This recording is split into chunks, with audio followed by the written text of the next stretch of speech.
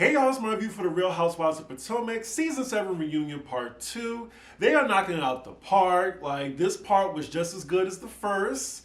It kind of reminds me of Atlanta, like Season 7 through 10, where, like, the season was meh, but the reunions were fire. And honestly, y'all, I wouldn't mind if it was 4 parts. And I will let y'all know why later in the episode. So we left off on dwindling uterus, and thank y'all in my last video for keeping the comments cute. I shockingly didn't have any problems with the Candace stands, you know, like fine, you can like somebody I don't like, but don't attack me because I don't like y'all's fave. But yeah, really good discussion. I hear y'all, a lot of people were saying that, you know, it's Giselle. She put out the toxicity that was thrown right back at her. So yeah, y'all feel that, that's fine. I still said what I said, and I think it was pretty harsh tied. Candace continues to get Giselle together, basically calling her a liar with malicious intent. She's saying you've talked to Karen, you've talked to Robin, saying what Chris did, and you've still yet to say what Chris has done. And Giselle's saying, well, he made me feel uncomfortable. And I think even Andy is like frustrated. He's like, well, what did he do to make you feel uncomfortable? Giselle says Chris solely being in the room with her alone is what made her feel uncomfortable. It's not what he did to her. She needs some more explaining to do, because I remember her telling Robin that what happened to the whole, he was trying to see if I was with it. He was complaining about Candace. We see Mia kind of interrupting, trying to help Giselle as Candace is talking. But then Giselle tells Candace that she blew this up bigger than it needed to be. Candace says that you waited till 6 months to tell me this when the cameras are up, so you can do this in front of millions of people. Mia interrupts again, but Candace is like, shut up! Shut up! That was funny. They're going back and forth, and Andy's like, you know what? Chris is coming out here, and we can definitely have this conversation so we can finally hear both viewpoints on what happened. I agree, because they shouldn't even got to this topic until Chris was out there. And unfortunately, we gotta wait till part 3. So now we get to Chris's flirting allegations brought on by the Sesame Street character. They're rolling the footage, and clearly Chris isn't flirting with this woman. Now, Andy's pressing Ashley about, well, what do you think about that? Ashley says she's surprised by the footage and doesn't know her friend to be a liar. And her friend, the Sesame Street character, is saying that, oh, she's blaming it on the edit. Like, it's not aligning. Do you think that production would try to edit Chris to help him out? Do you really think that? We then move on to the Happy Eddie allegation, and honestly, they should have pressed Ashley a little bit more because, I don't know, I think she got off the hook real easy. Like, they were on Chris with this flirting for a few episodes, and they only dedicated a few seconds? Anyway, Wendy says it seemed like some of the women in the group aren't used to men being nice or just showing decency to them. And it's unfortunate that the men in the group can't communicate with these women without fear of being persecuted. All right for the observation laced with shade. So next they get to how Robin put Candace on blast by putting that speaker in the middle of the table. They're just moving right along with the topics. First question Robin gets is, was she even aware that Candace wasn't even talking about her being a fake ass hoe?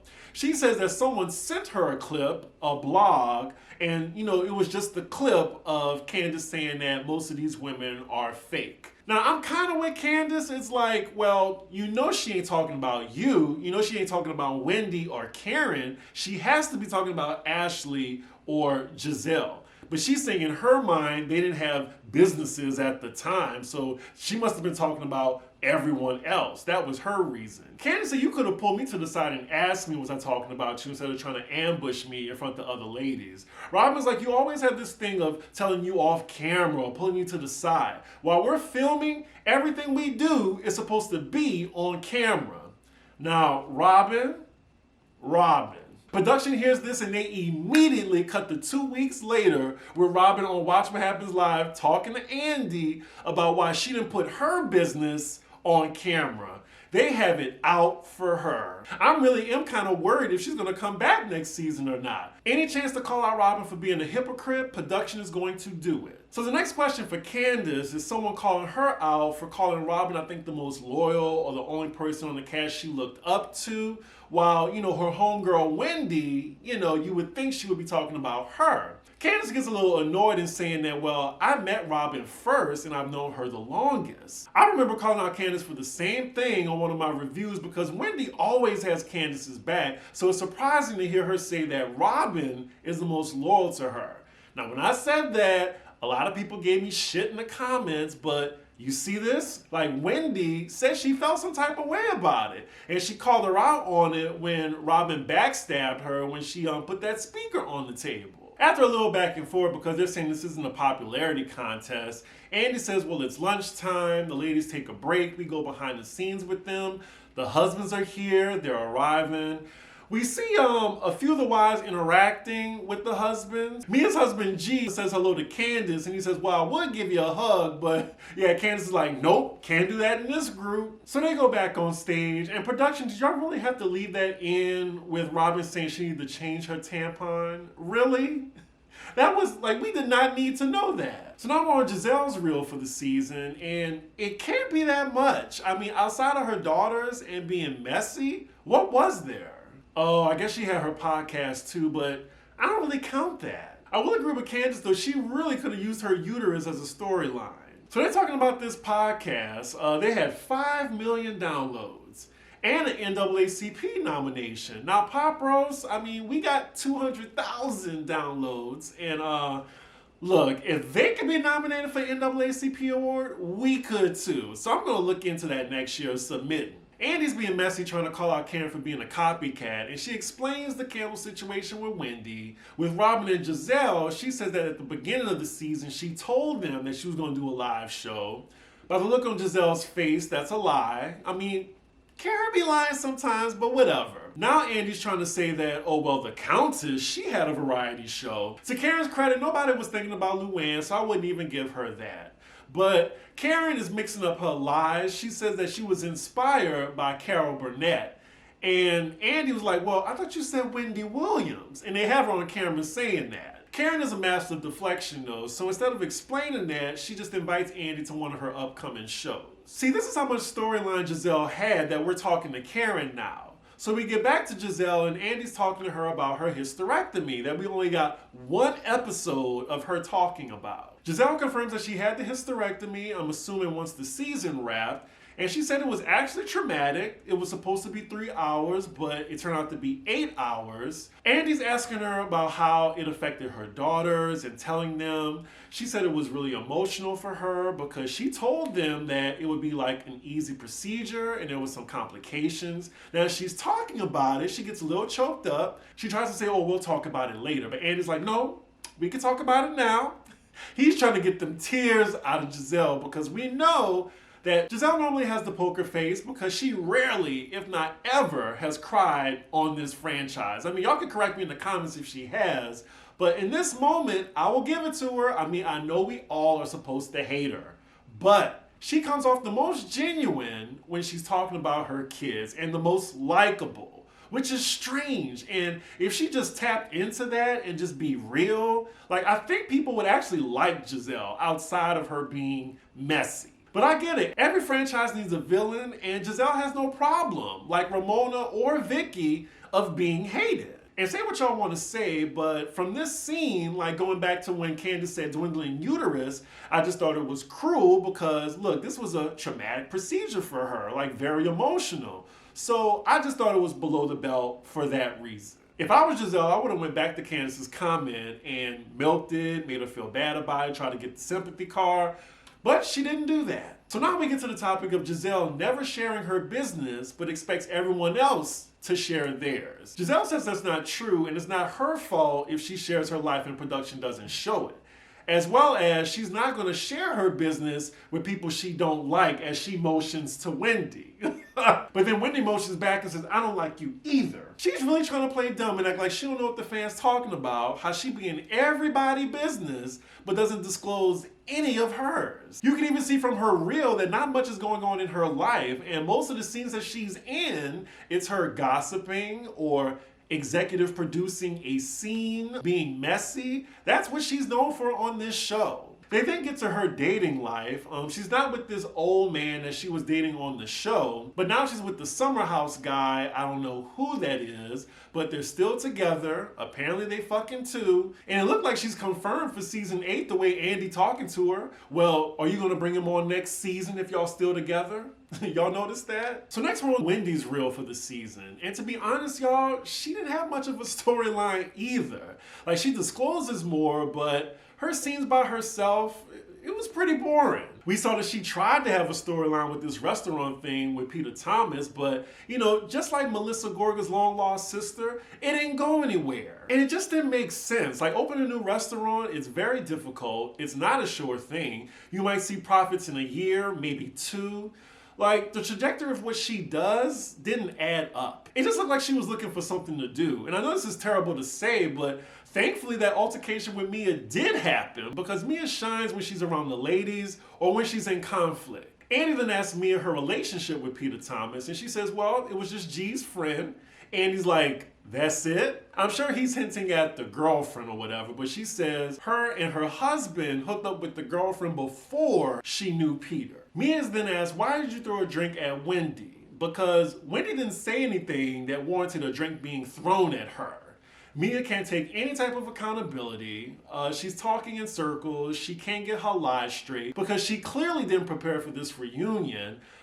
Wendy's saying it's fucked up what she did. They're going back and forth. Mia doesn't seem regretful at all. Instead of Mia just apologizing to Wendy, she tries to call her out for sleeping with Pt.2. Like, she had dinner with him at bar 1. She says she knows this because she saw the camera footage. Now, Wendy isn't bothered by this, but I want her to deny it. Did y'all notice that? She didn't deny it. But then again, Mia is a pathological liar and an agent of chaos, so we shouldn't believe anything that comes out of her mouth. I also don't think it's true because she said that this happened before the season started. Now, you know, if Mia knew that and she had that in her back pocket, she would have been used it. But Wendy claps back and says Mia is fucking for lobsters. And just that statement made me holler. Who is fucking for lobsters? I mean, Mia says, well, yep, I am, now what? So now Robin's in the hot seat for trying to call Wendy out for being antagonistic. But first, Robin wants to clarify that anybody can retaliate however they want. And, you know, production, they're not missing a beat with Robin. We go back to when she got into it with Monique and was getting in Monique's face, antagonizing her. But she's going back to that same story that she didn't want to see Wendy fight on national TV. And as everyone's ready to call her out on it, she said there was a piece missing to that. And then we see some unseen footage of her telling Wendy that, look, you don't want to fight her, right?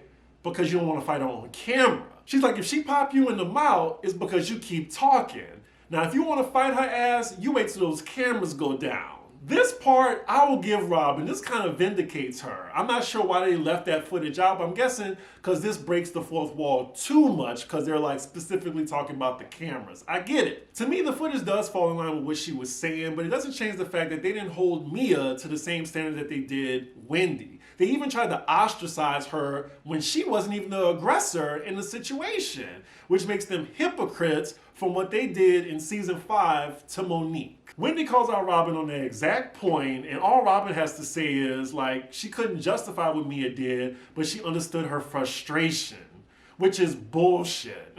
And she says, well, I'm just not friends with you. Robin says she thought that Karen would try to defuse the situation since she was cooler with Wendy, and she would call out Mia. Karen's like, now why am I in it? Right, Robin, that's bullshit. Like, even if you don't like somebody, you can still call them out on their wrong behavior. Kind of like what I did last week in my review. I don't give a fuck about Giselle, but I will say that I thought coming for her dwindling uterus was a little bit below the belt. Karen basically checks Robin and says, you worry about you. Like, I didn't have to do anything in that situation. You were the one that gaslit it. She kind of used gaslighting wrong and Andy called her out on it. She meant you were the one throwing gas on the fire, which I agree with. And speaking of being the aggressor, Robin is then called out for, I think earlier in the season when she was walking towards Wendy and needed to be held back by Charisse. She's still saying that she didn't get held back. Now she's changing her tune. She's backpedaling saying, well, I didn't say I wasn't held back. I'm saying I didn't need to be held back.